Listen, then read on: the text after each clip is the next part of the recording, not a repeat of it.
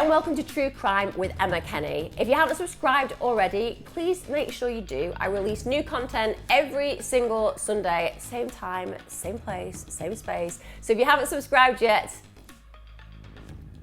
you done? Good.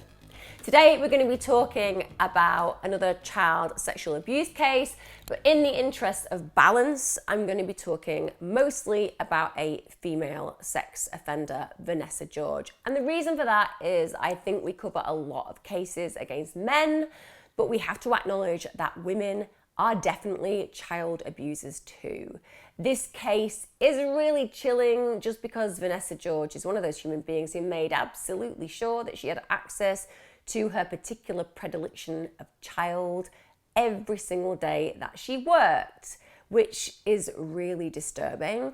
And actually, this case that I'm going to cover today led to a serious case review in the way that nurseries were dealt with regarding the access that workers had to children. I'm going to talk a little bit about what is considered research-wise as differences between male and female sex offenders, because there is considered a distinguishing set of variables. Let's explore that just a little bit. So research seems to indicate that out of all child abuse cases, around 5% are caused by women. So that doesn't mean that that's the absolute case. We know that, for example, teenage boys struggle to talk about teacher-child relationships. We know that there are particular schemas in our society where men are meant to enjoy sexual encounters when they are boys with older women. There's a lot of that kind of really inappropriate stuff in films. So boys are less likely to talk about the fact that they've been sexually molested. They may even buy into the idea and consideration that they were lucky their teacher liked them, which is why when they get older, they're so confused because they were victims of child abuse, but were somehow made to feel like they were lucky. But when we look at the research, it is interesting to see the way that we consider female versus male offenders. And it's also worth mention that there was a piece of research done in the States around 2010 that seemed to suggest around 20% of child sexual abuse cases that have been reviewed involved a primary female perpetrator. So estimates do vary a lot, from 5% to 20%. Who knows? So why do women abuse? Well, we have a variety of contenders, none of which I firmly place myself with. Do you want to know what I think? I think that child molesters have a strong predilection for abusing children. And just as I find men and women attractive, they find children attractive. I come down to a much more, shall we say, linear belief system. You have a right to disagree with me. I'm sure there'll be lots of researchers who listen to this and are like, well, I don't agree with any of that. And that's okay. We're all allowed our opinion here. But personally, for me, I think that just as you're attracted to a particular gender or both genders or all genders, so too could you be attracted to children. It could be a chronology issue that you like younger prepubescent bodies, for example. That might be your thing. So I have this quite linear belief system, but everyone's entitled to an opinion. And I'm going to go through some of the theories just so you kind of understand where I'm coming from.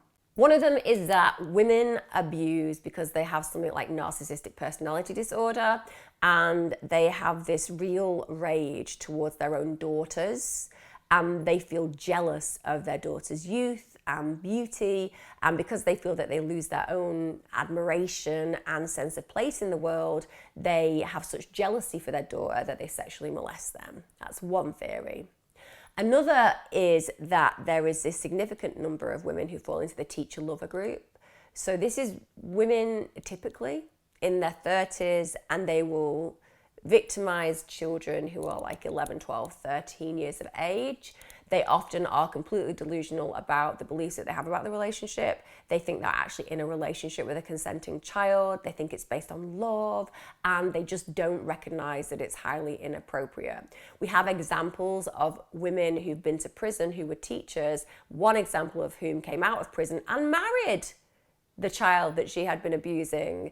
She was like 20 years older. She already had children of her own, but she actually married him. She's died actually recently, but it blows your mind that she didn't just have a relationship with a 13-year-old boy, she then married him once she'd got out of prison.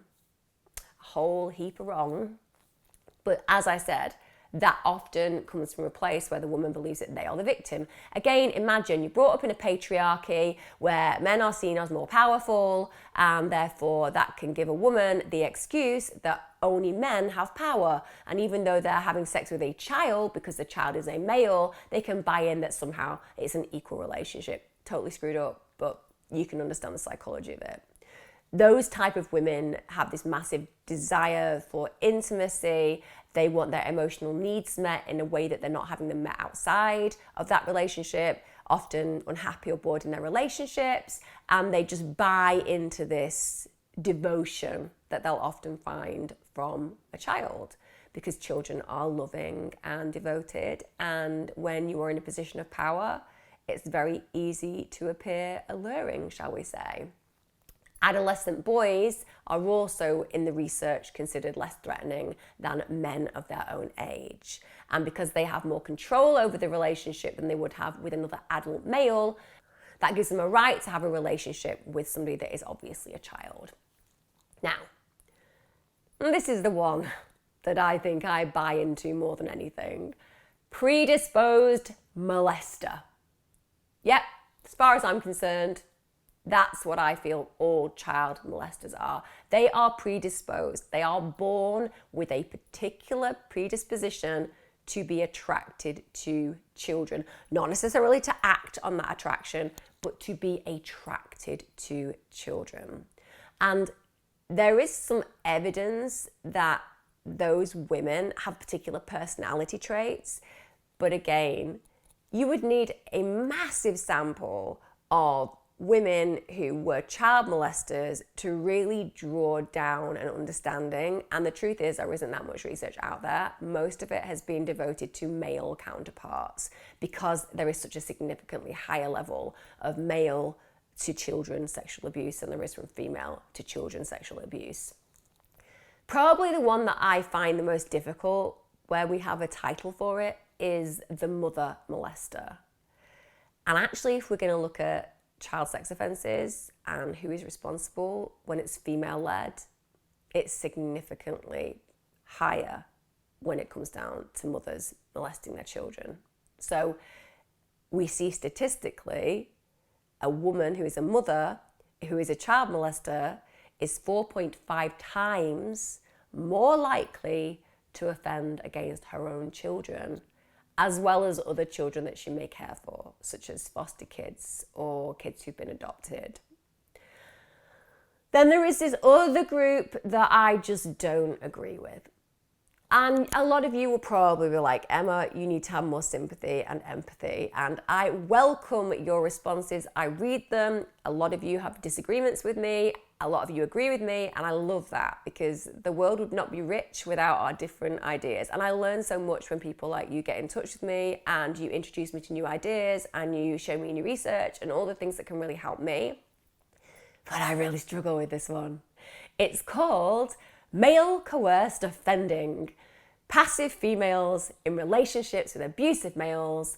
And you know what? They're so passive and they're so needy and they're so desiring their partner's affection and attention that they'll do anything for them. I just do not buy this. I can buy a lot of coercion. I really can. You know, I can see women get involved in certain crimes like drug dealing or stealing or prostitution or anything where they are placed in a position to please a male and they are fearful that they will lose that male unless they act out in a series of ways, or they're scared for their own life and all of those things that go with it. But do I believe that you can coerce a woman who is typical in her mind and processing to abuse children? No. Because the natural inclination of 99.9% of human beings is you would do anything to protect a child, whether it's your child or another person's child. For most of us, if somebody even floated the idea that, you know, what they'd like to do is sexually molest a child, you would end the relationship immediately and probably go and speak to your local law enforcement department. So this idea, as far as I'm concerned, that a woman can be coerced into sexually molesting a child, it does not wash for a minute. And I know that most of you listening to me now, probably all of you, are agreeing with me.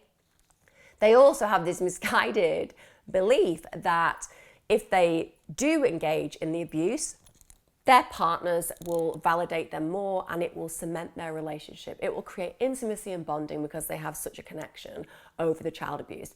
I'm the first person who would say in relationship work, we're always like, hey, find a common interest that you can do together because that will really help you bond and grow in your relationship.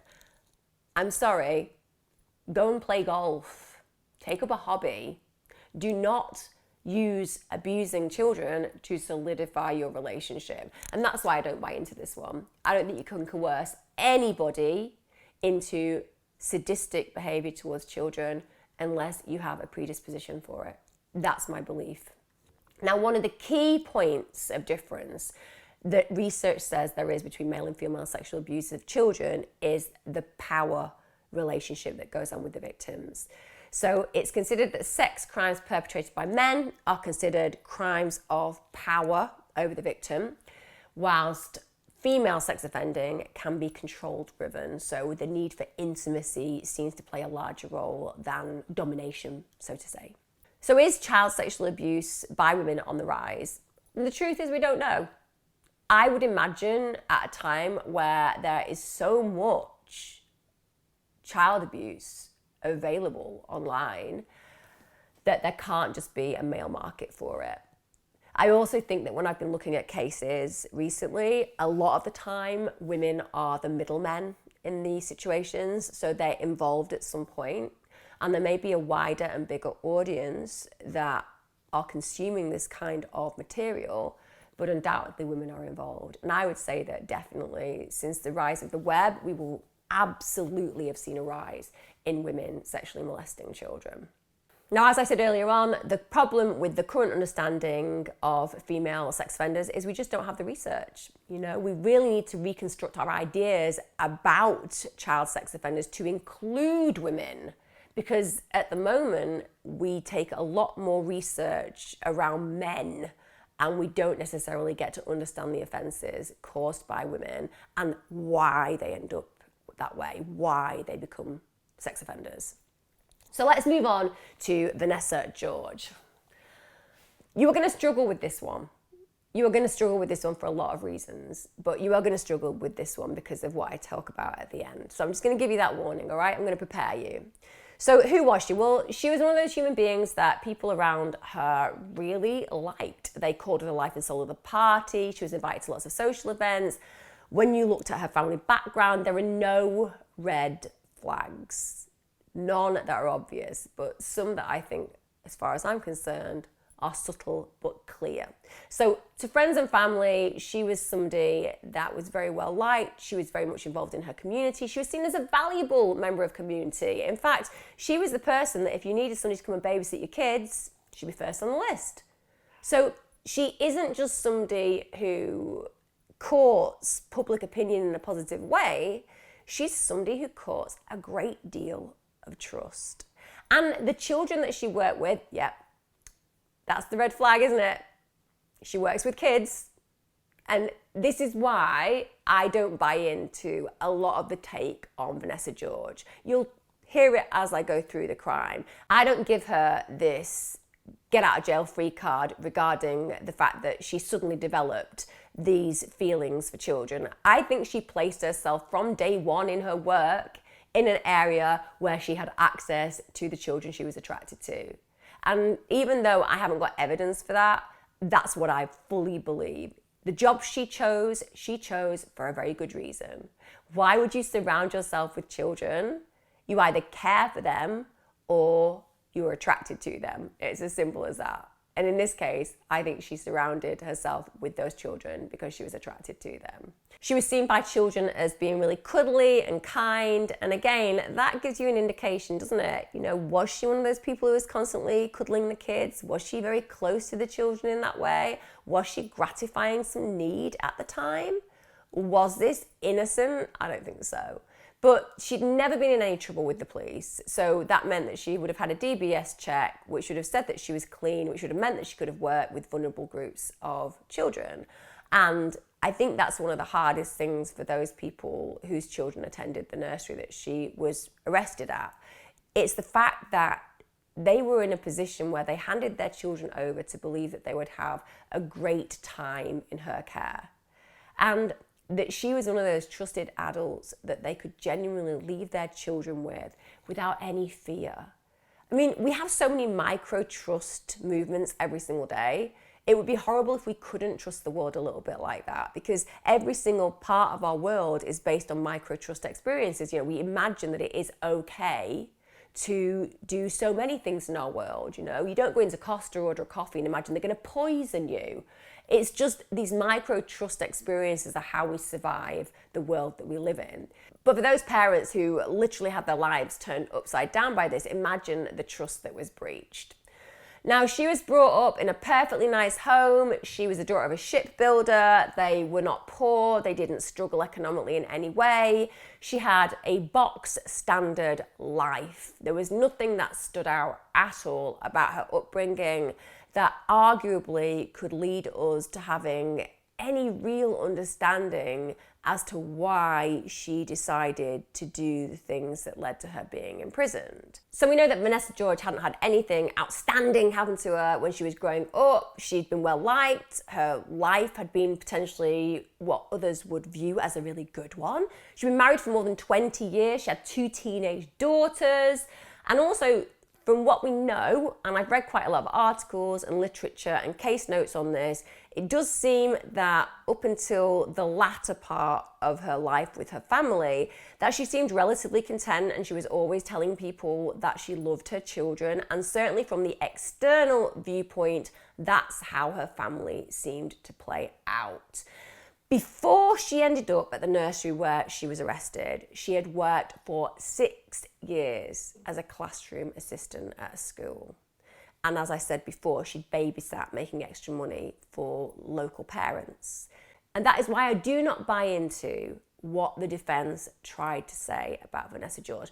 Vanessa George was held up as somebody who was coerced into child molestation. I don't buy into that at all, and I'll tell you why. If you have a predilection and an attraction for children, you are going to want to surround yourself with them, right? She spent 6 years as a classroom assistant at school, and then she moved to little Ted's nursery. So she moved from one place with children to another place with children, and she also earned extra money babysitting. You cannot tell me that she made those choices without reason. She could have worked at so many things. She chose to be surrounded by kids. Now, anybody who surrounds themselves with kids on the whole is a loving, caring, vocational human being who wants to protect them. Unless you have an attraction for them.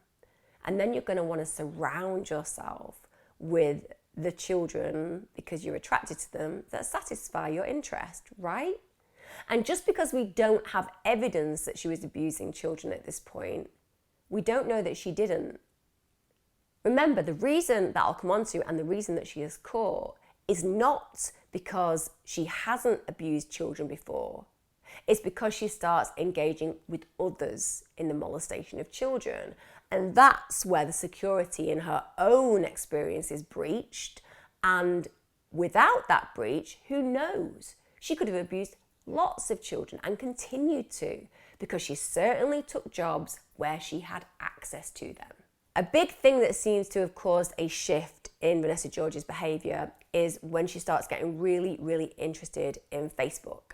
So to people who watch this YouTube channel, and you might not really have a Facebook account because loads of young people don't bother anymore with it, people like me who are old did have Facebook accounts.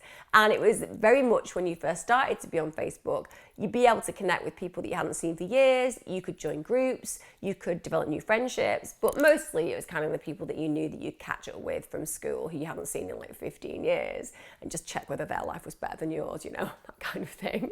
But Vanessa George really kind of got into it. She became almost obsessed. And even though it seemed pretty innocent, she was getting in touch with people, connecting with those school friends, checking up with how life was.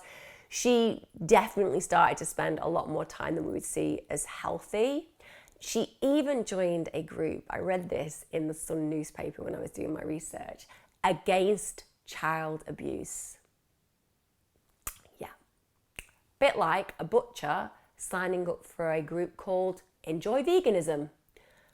You know, personally, I think that's a mask against child abuse. It goes two ways, doesn't it? The first way is I want to be seen as somebody who's a completely typical human, who's well adjusted and poses no risk to children. Let's join a group that's against child abuse. That's like a classic stand of masking, right? If you think I'm in this group, that's because you believe I would never harm your child. But it will also mean that there'll be lots of conversations around child abuse. And if you're a predator, you're going to want to know about those conversations. You might even enjoy witnessing those conversations. You might even enjoy engaging in them. Because in one way, you're enjoying the fear that you're seeing these people discussing around the worries that they have for their own children. Also, you're maybe enjoying the voyeurism of finding out about particular abuse. And again, it serves a purpose because you're seen as somebody who is virtuous, because you're standing up against child abuse. Again, that for me is a red flag, it really is. Not for 1 minute am I saying that any of you out there who are in groups called Against Child Abuse are abusers, quite the contrary. I'm saying always be aware of the wolves in sheep clothing because they are everywhere. Now, when you've been married for 20 years, you might be a bit bored. You know how it is. You like pizza, you eat pizza every day, and then someone offers you a fajita, and you're like, oh, I'll have a fajita. So I get it. People in long-term relationships get bored, and it's kind of nice being considered attractive. And she suddenly finds herself online, and she's chatting to guys, and she's flirting, and people are finding her attractive, or at least engaging with her in a way that makes her feel visible again. And I think it's really important to note that in Western society, women tend to be people who are told, like, after 40, just go and put yourself in a cupboard. It's ridiculous. Like, women are vital and interesting and curious, inquisitive, wise, beautiful, incredibly bright, and individuals who have such knowledge that as they grow older, their worth should grow deeper and stronger and more valuable. But it's just like, hey, who's this 16-year-old influencer on TikTok? Let's go and follow them and what their thoughts about the world are. So you can understand that women, particularly of a certain age, do sometimes find themselves wanting to find themselves in a more visible way. So she's flirting away, and that's how she meets Colin Blanchard. This is where the folie à deux, it's more than a folie à deux because there are quite a few involved, but a folie à deux with her and him begin. Now, he is a horrible human being. I'm sorry. I've read court reports, I've seen interviews, I've read newspaper cuttings, and I just really don't like this man, and not just because he's a horrible child abuser. I don't like him because he is that kind of guy that will just lie to your face about anything and everything. He's a really untrustworthy human being. Been basically married for 16 years. He's got a really nice lifestyle from external viewing in. He's got a really big detached home, and he looks the part, right? He lives, or did live, literally like 15 minutes away from where I am.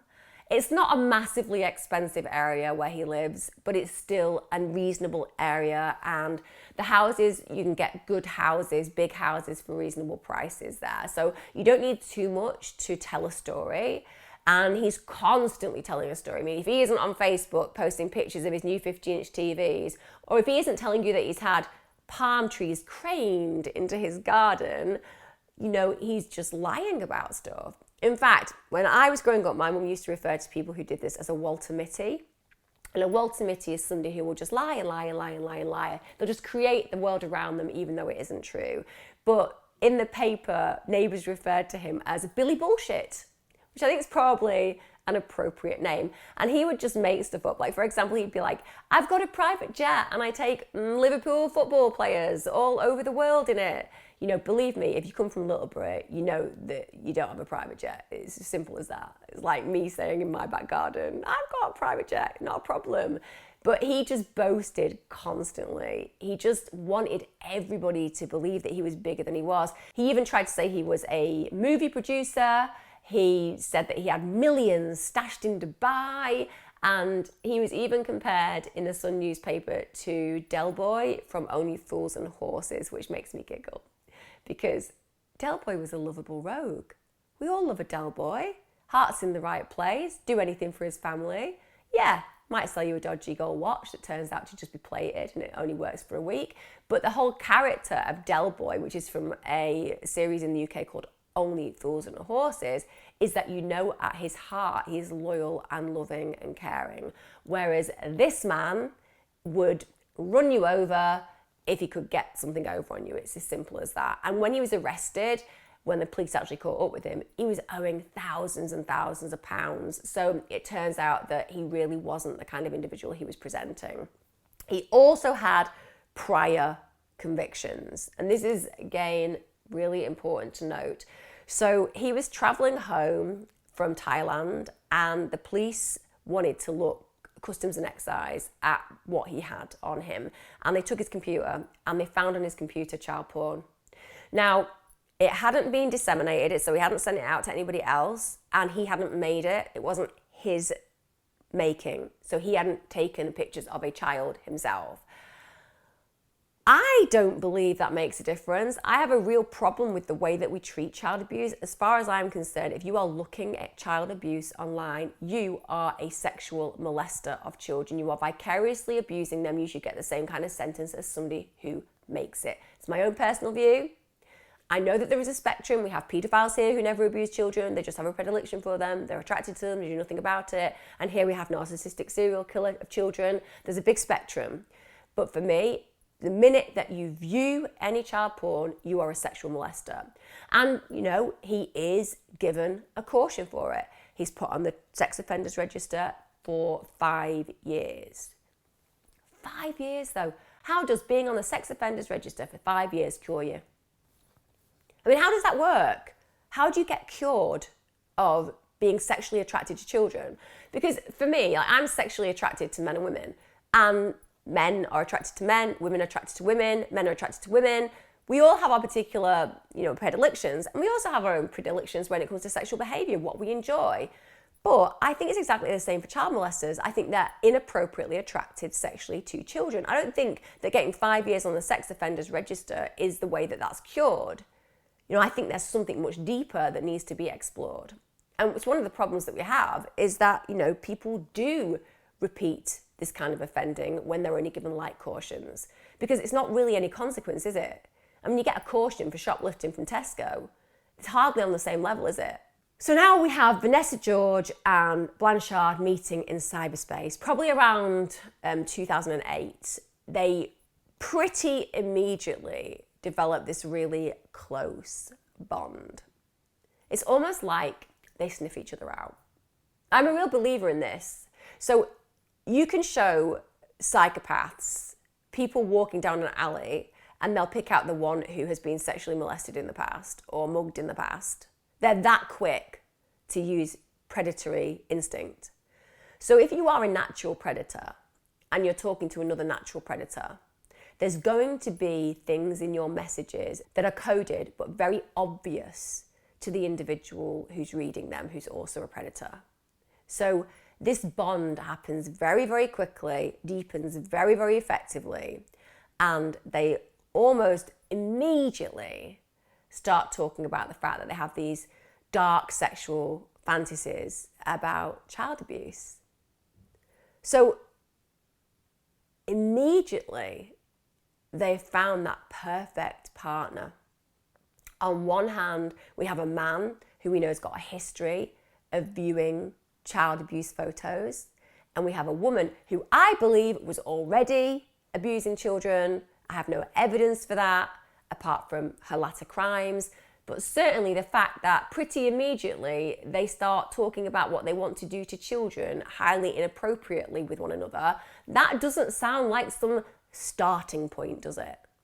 It's not a starting point for him, and I won't have it that it's a starting point for her. I fully believe that she has been abusing children the whole time. That's why she took jobs babysitting. That's why she worked as a teaching assistant. And that's why she got a job as a nursery nurse.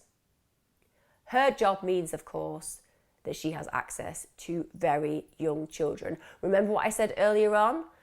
That female sex offenders tend to go that one category for very young children, and they don't distinguish between whether they're males or females. They don't have a particular predilection. It's just access to young children. And we know from staff colleagues that she starts making excuses to have quite a lot of time alone with children. You know, she's constantly going and changing their nappies. And this is when she starts to assault them. She takes pictures of them on her mobile phone. She even takes objects to use on them. And at one point, we do know she admits to taking a sex toy into the nursery.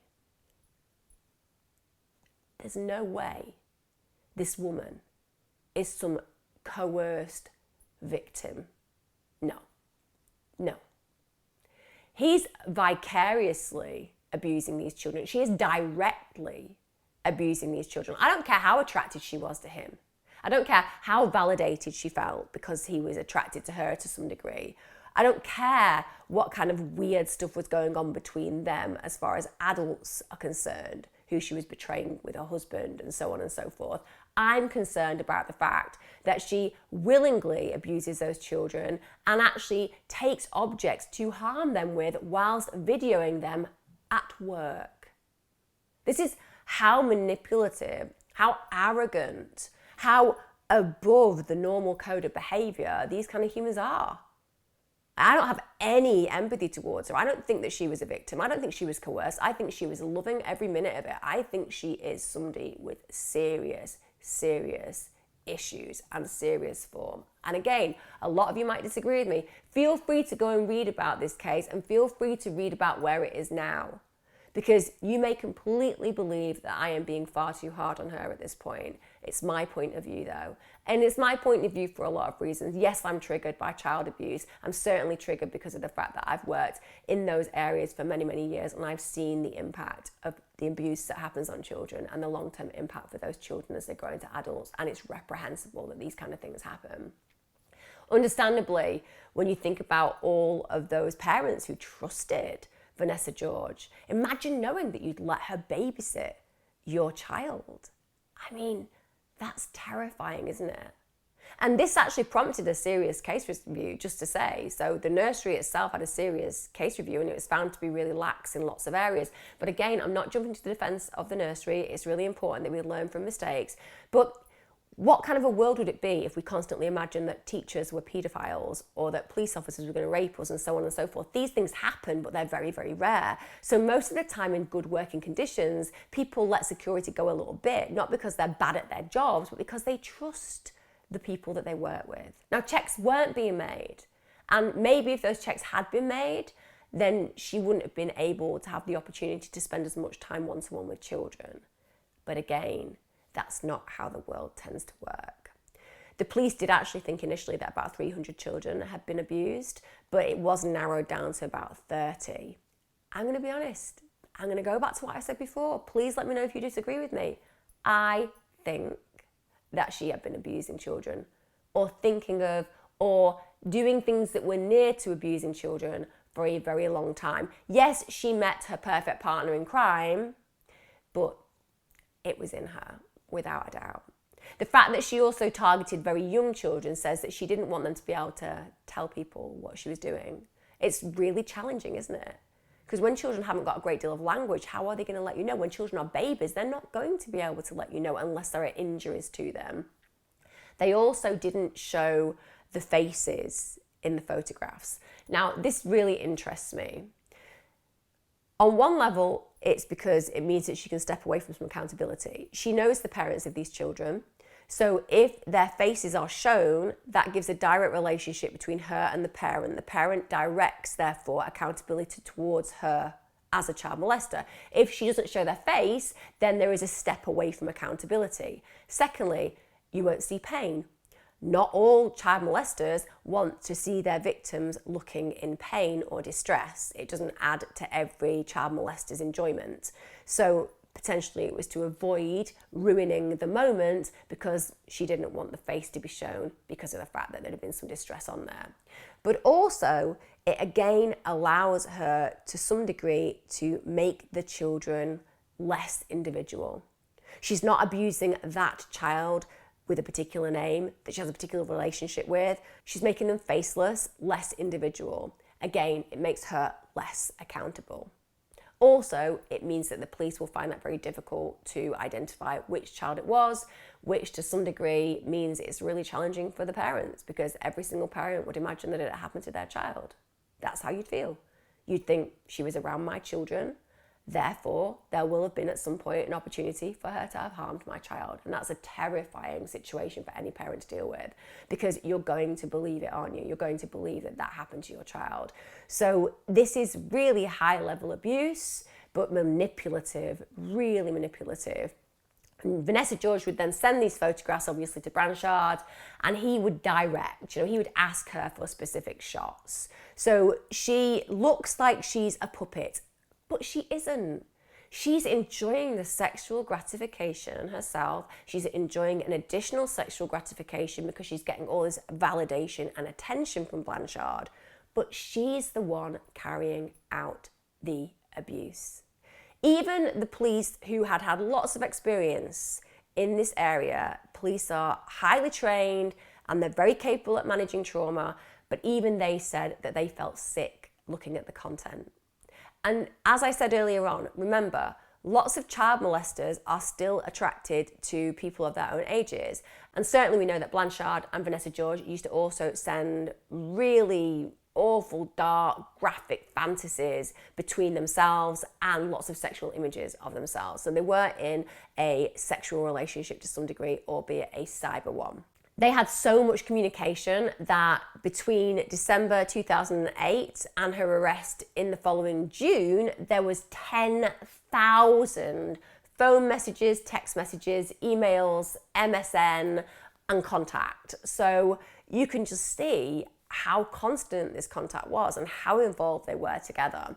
Now, Vanessa George wasn't the only person that Blanchard was in contact with, because he was also having an internet relationship with a woman called Angela Allen, and she was a parent, she was in her 30s, and she also started to get involved in this strange sexual behavior. It was one of those additions to their relationship. They all shared fantasies, they all shared the photographs of the abuse, and they all seemed to get each other to think about who could go darker, who could do a deeper dive on the abuse, which just shows how disturbed they were, but also how life has that really weird way sometimes of connecting the absolutely wrong people to one another, to the detriment of every single person around them. Blanchard did manage to convince both these women that he loved them, and they both thought that they were in love with him. I know that this is just a note about egos. This is about three people wanting to have validation and valuation by one another. But that's normal in life. We all want people to validate and value us, but we do it usually through what we consider typical and healthy ways, such as buying somebody a bunch of flowers, letting that person know in a card how you feel about them, making sure the house is tidy and you've cooked a nice meal occasionally. They're the kind of normal, typical things, not this kind of stuff. This isn't about validation and valuation in the normal sense. This is about three child molesters getting together and sharing content. That's the truth. Ironically, out of the three, Allen, the woman who came into it, was the most graphic. She had a real penchant for talking about rape and sex with animals, and she was seen after her arrest as being completely without emotion. I also do think that when you look at her past, she was a prostitute, she was very poor, she'd had a very difficult life. So even though we can judge her more harshly because she's more overt about her horrific predilections, I also think we have to explore the fact that her experience growing up was very different to the other two. So the way this would work was typically George would send the pictures to Blanchard, who would then forward those on to Alan. On the 22nd of April, for example, George sent 10 images to Blanchard, who then forwarded them on to Alan. But it wasn't always Blanchard at the centre of the relationship, because we also know that Vanessa George communicated directly with Alan. The police said that the two women were emotionally vulnerable. Who isn't? Aren't we all emotionally vulnerable? Can't we all play a victim now and then? I mean, who isn't a bit emotionally broken and vulnerable, right? But I'm sorry. The idea that you have Blanchard as this dark Machiavellian figure controlling these two vulnerable women to do all these terrible things, no, not at all. They were as involved as they could possibly have been. And I'm sorry, Vanessa George was the one carrying out the abuse. Think about it. Think about your own feelings towards children. We would throw ourselves in front of a truck for a stranger's child if we knew that we would save their life. We don't even need to be related to children to want to save them. That's the natural feeling that you have.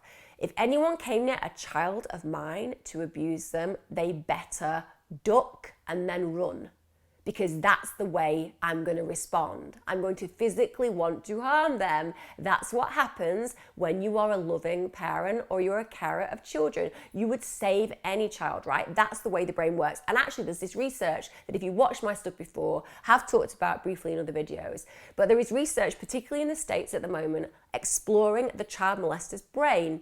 And there is this idea, and it's growing in its weight, that the area of the brain that you and I are wired is we see children and it goes to this area that we would call something like parental protection. So kind of you're hardwired to look at something cute and small and go, how do I save you? That's the way it works, right? Same with kittens and puppies and all those things. You're kind of hardwired to find those things that you wish to protect. But there is this growing belief that the child molester's brain is wired when they see a child to attraction. So even though you might feel more sympathetic because, okay, your brain's miswired, you can't go through with that line of inquiry and thought. You have to just say, okay, even if somebody's brain is wired to a slightly incorrect position, there is enough moral cues around you, there is enough law enforcement around you, there is enough information around you that will morally let you know that wanting to be attracted to children is not something that is desirable, and ideally that you need help for. But like I said, I just won't have it that there are these two little poor women who are just so controlled by this puppet master that they'll do anything that he asks. It doesn't wash with me. No, you're all child molesters, you're all despicable, you're all dangerous, and you all caused great pain and harm to your victims. Now, all reports, and this is including the prosecution and the defence, they all say that there's no doubt that George's offending only took place after she met Blanchard. Apparently, there were no allegations that had surfaced before that or from her experience in cyberspace. Again, I'm just not buying it.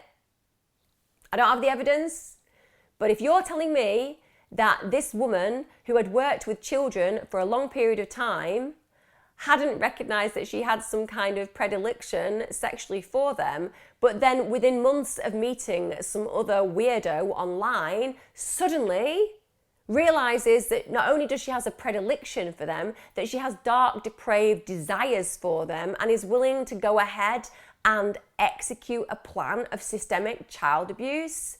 No. I'm sorry. I do not believe that she will not have had an unhealthy interest in and at times potentially breached boundaries with some children, particularly very young ones who would not be able to tell anybody about that. And it may make parents sleep easier at night who she had access children-wise to, but for me as a parent, I'd just be thinking she just got away with it for a very long time. It is clear that there were suggestions that she had always had paedophilic thoughts, but that Blanchard basically provided a catalyst, which then encouraged them to act out those fantasies. Like I said, I'll just agree to disagree. I think that she was a paedophile who had become a child abuser, who surrounded herself with her children that she was attracted to, and then the minute that she got a partner in crime, she escalated. I just don't think it won't have ever happened before. I think it will just have been escalated from this point of view. Now, how did they get found out? How did this dark ménage à trois actually get found out? Okay, so Blanchard, we already know, is known as Billy Bullshitter. And his business partner, unsurprisingly, when we think about the behaviours that this particular individual has, thinks he's untrustworthy. In fact, he thinks he's stealing from the firm. So whilst Blanchard is away on business in Dubai, his business partner looks at his computer and he finds lots of images of children being sexually abused. The minute that he comes back to Manchester Airport, he's arrested, and more images are found on the laptop that he has with him and on his iPhone. And then police find lots of images of sexual abuse that also involve animals. Yeah. There is a whole heap of deeply disturbing sexual content. We also know that the police found evidence that Blanchard himself had been sexually assaulting children directly. He'd taken pictures himself of abusing children. And you won't be surprised to know that when Blanchard was caught banged to rights, as opposed to being a loyal, discreet partner in crime, he just sang like a canary. He immediately told the police exactly where the photographs had come from. There's nothing like loyalty in crime, is there? So he basically was able to give the information to the police. It's a classic thing that people will do, particularly people like Blanchard. He wants to ingratiate himself to the police. He wants to seem less guilty. He wants to show that he's a good person, really. He's just been coerced and manipulated by this awful woman. You can just see how it would have played out, couldn't you? I mean, he would just have lie after lie after lie.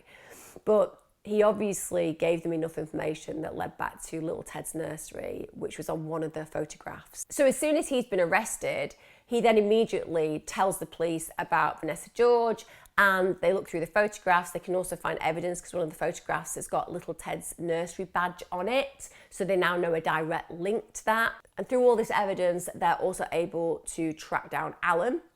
Now, when they raid her home, they're really surprised because she's made absolutely no attempt to destroy the evidence. She knows that Vanessa George and Blanchard have been arrested, but she just has kept everything around her. And it turned out that she too was not just ingesting the content by looking at pictures. No, she herself was making child pornography. She was recording it, she was disseminating it. This is why I won't have it. The women in this situation were just as guilty as the man. It's as simple as that. Now, all of them agreed that they met on Facebook, but I don't know. Is that really where they would have all met? I mean, Facebook seems like a pretty light environment to meet people of that predilection. And I'll be honest with you, as much as Facebook has got a lot of negatives associated with it at the moment, massive censorship, not allowing truth to come out, all the things that are around that. Apart from that, it has got some very good algorithms that crawl the internet to make sure that any images that are inappropriate get taken down. So to some degree, I'd be very surprised if they properly met on Facebook. I would imagine that they probably quickly got into a situation where they could talk to each other on phones or even use the dark web, because with respect, that's where a whole heap of crazy takes place. And they certainly wouldn't have been able to move photographs around Facebook. It would have absolutely have been identified straight away. And the idea that there's this chance encounter where these three people who were each as sick as one another just found each other, that's why I don't buy into the fact that there was not history with sexual abuse where Vanessa George is concerned.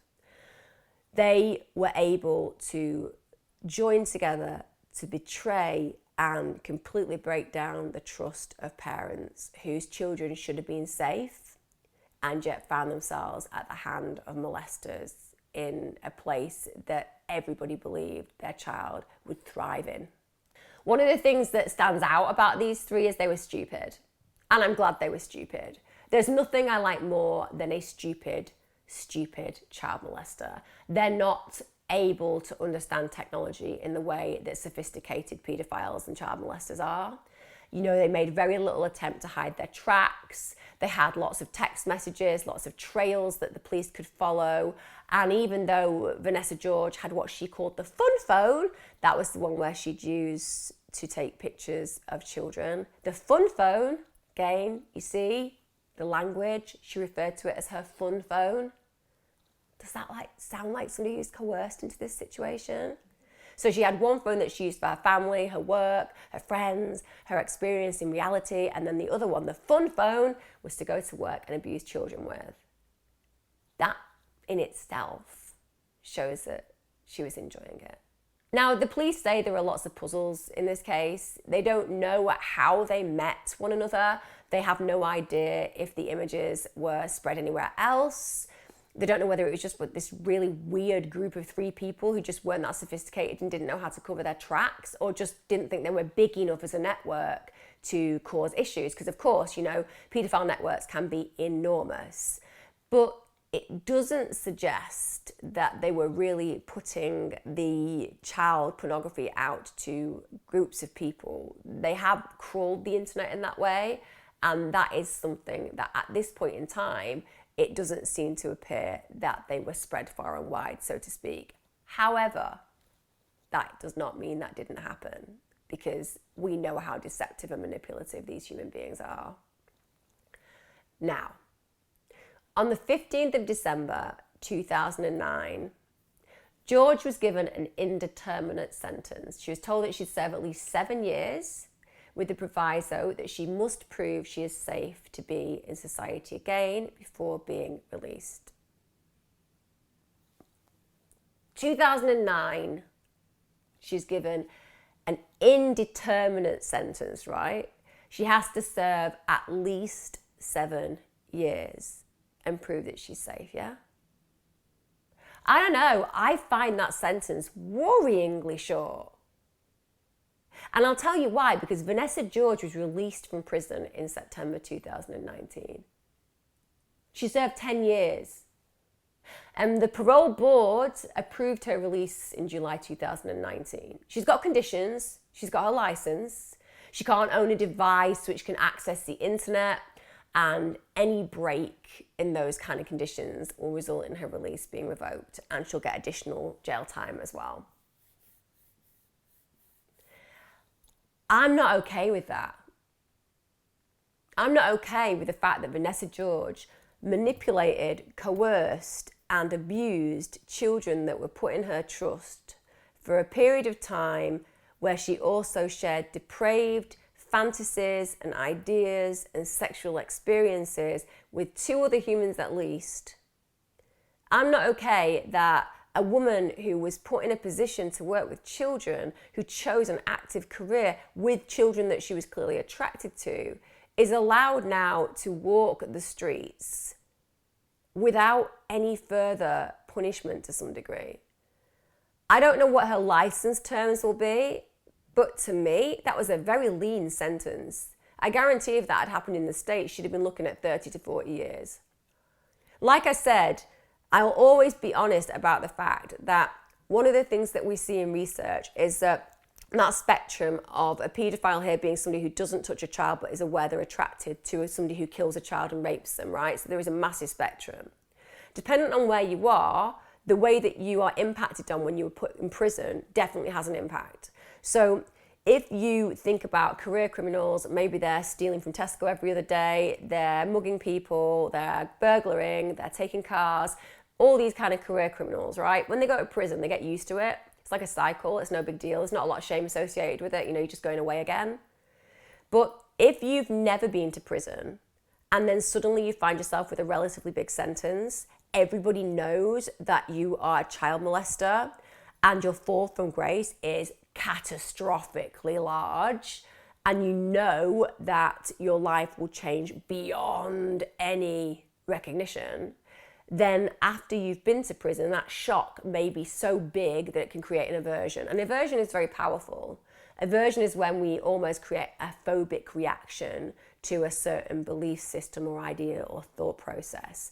So it is possible that for somebody like Vanessa George, the impact on her world was so catastrophic, and rightfully so, that when she thinks about ever offending again, the consequence is so enormous that it just slaps her in the face with it. Don't even think that way. That's the best we can hope for, isn't it? The best we can hope for is that aversion is so great that Vanessa George will never so much as think of a child inappropriately again. But I don't know how that happens. I really don't.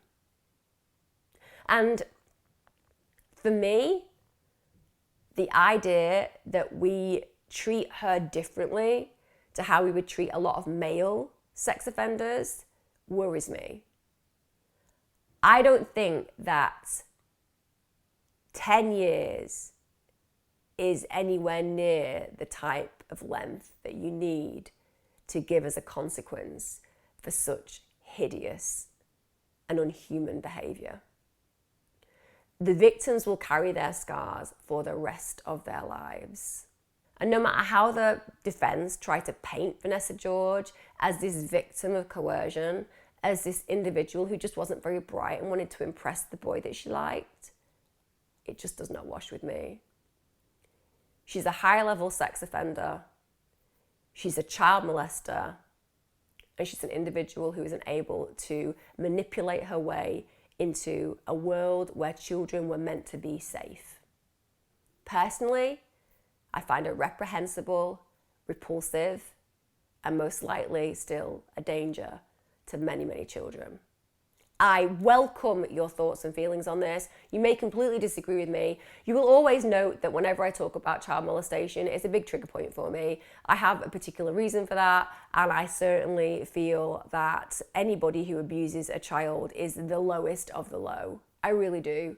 I don't buy into the excuses. It's also why when I first trained, I refused to work with sex offenders. I have worked with one or two in my past, but that was something that arrived not because I knew initially that that was part of their issue. I know I'm not that great at working with individuals. In fact, I had a clinical supervisor who used to try to get me to work with sex offenders because they felt it would be good for my professional development. And I was very clear and said to them, I would be bad for the therapy because I would be too judgmental. And in therapy, we're not allowed to be judgmental that way. I know my limits. We all have them, right? What are yours? I hope you've enjoyed this week in a weird way.